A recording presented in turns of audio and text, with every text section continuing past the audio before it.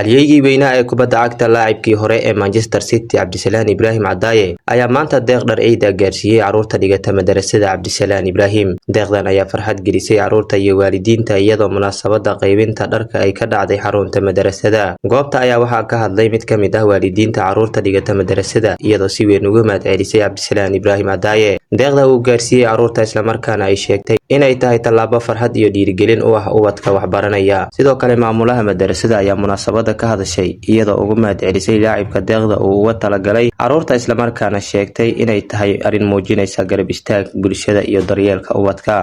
Shoobto Maxamed Usmaan Ozaliir madarasada Cabdisalaan Ibrahim Rugog iyaalko noo faraha si dar iid iyo faraha wana noo siisi ilaahay caafi badanka nabadgelyo iyo caafimaad ilaahay sugunka ilaahay wiina ku waa badbaado ismeelid كومنت إلهي ورابز ميلي كلا داوسنتن إلهي قال داوس.